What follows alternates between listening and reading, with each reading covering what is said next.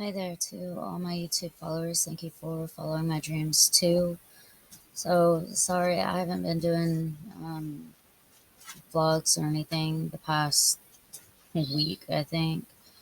Um, the weather here has been going back and forth between hot and cold, and I have been fighting with really bad migraines, and so it's been making it very hard for me to do much of anything.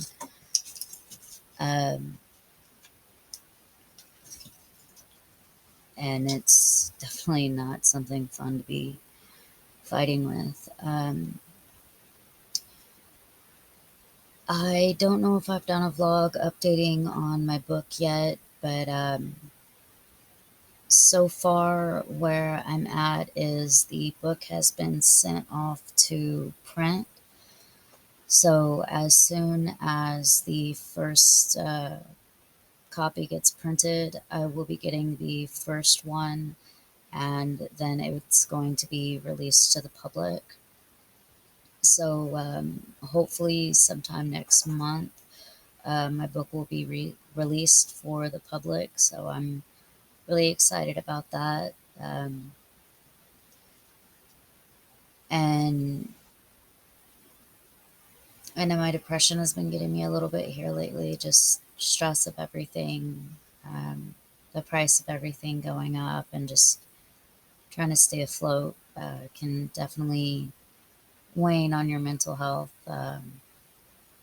So I've definitely been dealing with that. I am still doing my art stuff. I just haven't been doing a whole lot the past week because, like I said, I've been dealing with really bad migraines.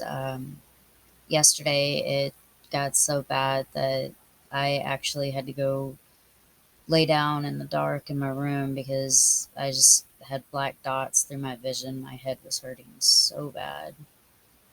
Um, for a little update, this is the seat cover that I'm making for my mom's chair. I am making it all one piece. It's literally just a granny square that I just keep making bigger and bigger and bigger. I'm doing it on a 3 row color change. So I'll do 3 rows and then I'll change the color. This is actually the back of it. This is the front of it. I still have some of the ends that I've got to get tucked in and stuff that I haven't done yet. So far, it's got black and blue and then pink and purple. That's black and blue is my mom's favorite color. Pink and purple is my dad's favorite color. Um, and when I get it big enough to fit around her computer chair, the idea is to have it like at an angle and then have it where like the top of it will flip over the back and then I can sew it down. Um, and then the other corners will go over the armrests now, and I'll tack them in place and then do the same thing on the bottom. That way it can be pulled off for cleaning, but it can also be attached to the chair so it doesn't like slide around. But that is one of them that I've been working on. I ran out of the pink that I was using, so I had got into my stash that my mom had got me for Christmas and refilled my shelf over here because it was getting kind of empty. Um, and then this is one of the squares for the blanket that I'm making from my mom. It's a front post, back post, granny square. And it's pretty much just a bunch of these squares that I'm tacking together.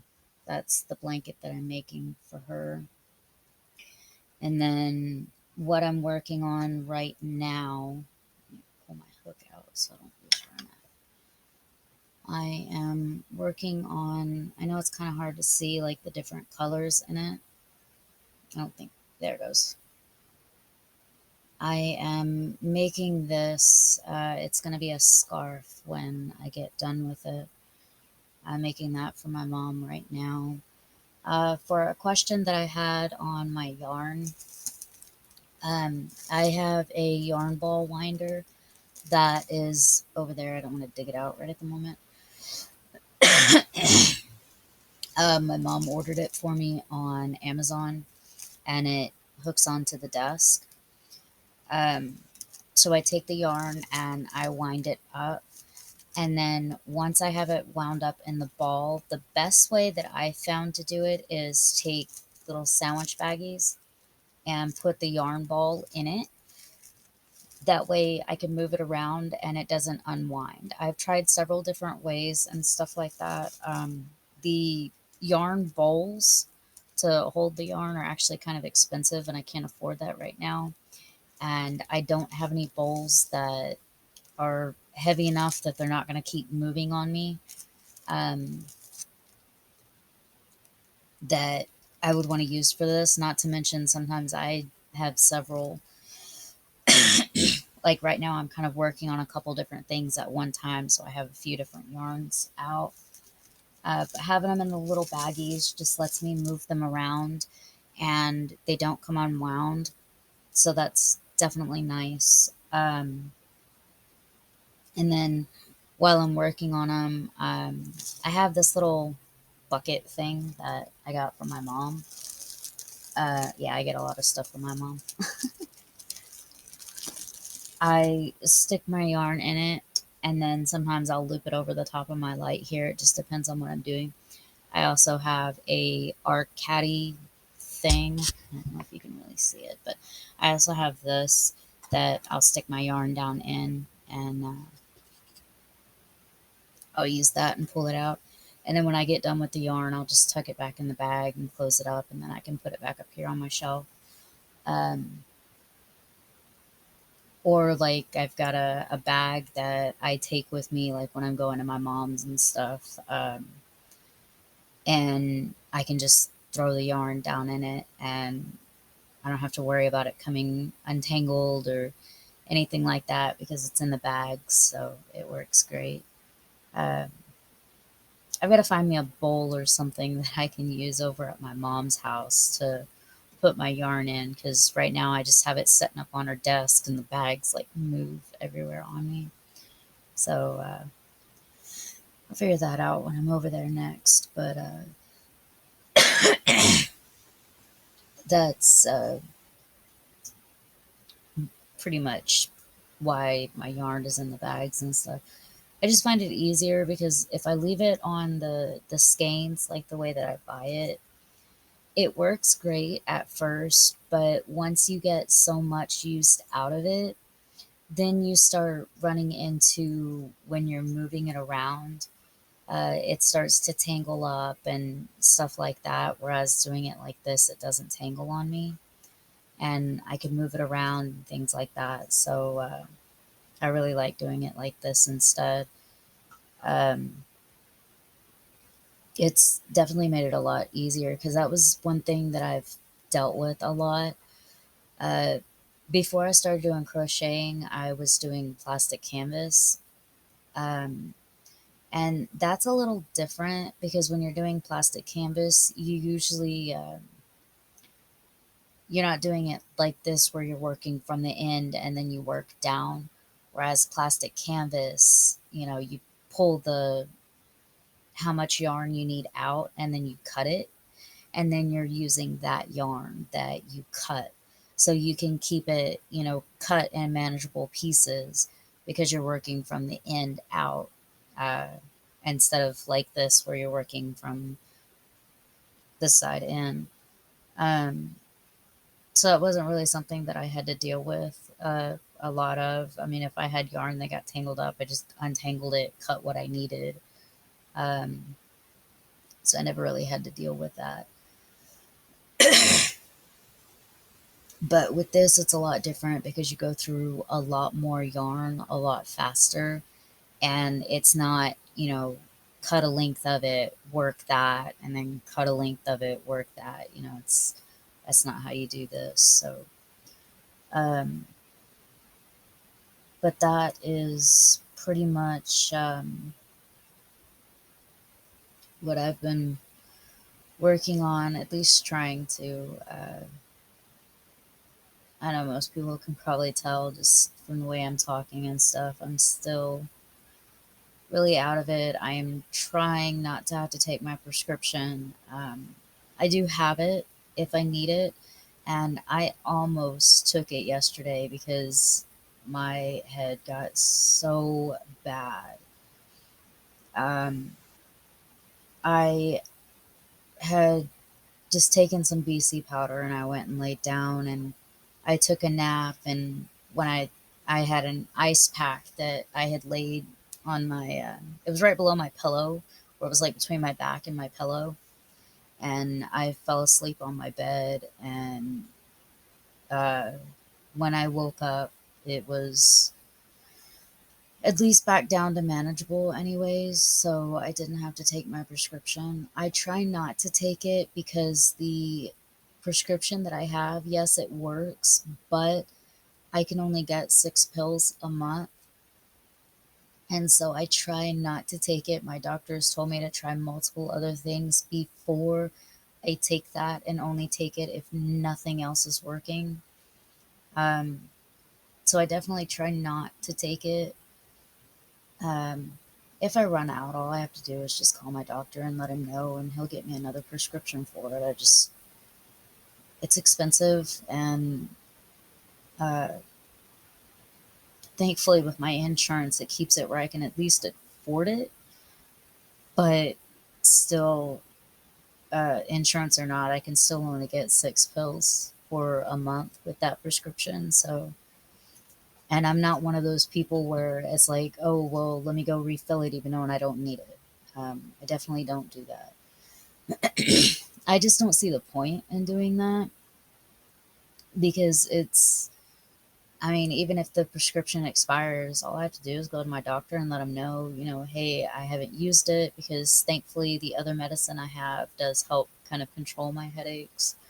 Um, so I don't have to take my migraine medicine very often, and the prescription expired, and I need another refill, and all he'll do is do some blood work and then give me another refill for it.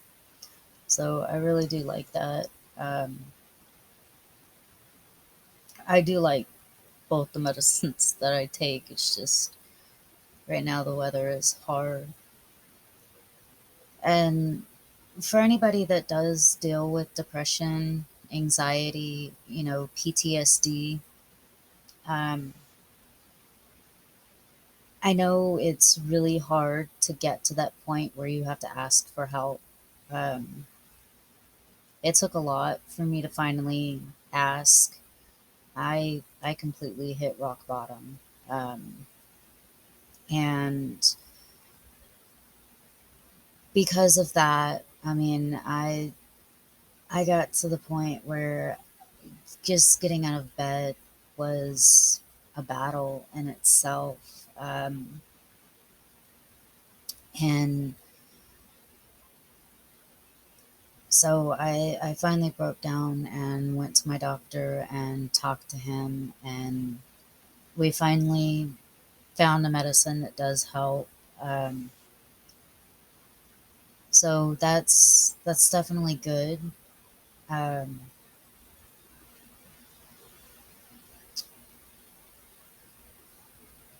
but yeah, just know you're not alone, and there is people out there that you can talk to that will understand. I know a lot of people are just like, oh, well, don't feel like that. Look at the bright side, things like that. But I do understand that that's not as easy as what people make it seem. People that don't deal with mental health don't understand what it's like. And I know people might, fuss about me saying that, but it's true. It it's hard to talk to somebody that doesn't understand how you feel, because there's sometimes I don't even completely understand why I feel the way that I do. And it's hard. And you don't really want to talk to somebody else because they don't understand how you're feeling. Like for me, thankfully, I have my mom, and she doesn't deal with mental health. Like, she doesn't have any mental health problems, but I can still talk to my mom because even if I don't understand how I'm feeling or anything like that, my mom will still listen. She'll still be there and support me. And even if she doesn't understand why I feel the way I do, she still listens. She's still there. So I really did luck out on that I do have, my mom that supports me, and um, I do have, my husband that I can talk to, and he does understand. Um, and so it's very rare to have people around you that do understand, but just if there's anybody in my audience that deals with mental health and you feel like you're alone and you need somebody to talk to, send me a message. I will listen day or night. Um, you can even send me a message on my Instagram. It's Following My Dreams too. Or you can leave a message down below on YouTube here. And I have no problem listening and talking. I would rather you reach out and talk to me than feel alone. I spent most of my life feeling completely alone and not having anybody. It wasn't until I was an adult that I actually had the support group that I have now. Um, so I definitely know that feeling. And if you do reach out and talk to me, everything will be completely confidential. I won't give out any information, nothing like that. I just want you to know that you're not alone and you do have somebody that you can talk to and confide in. Um, but have a great day to everybody. Don't forget to like and subscribe to my channel and hit that bell notification to get notified when I upload another video. And have a great day to everybody.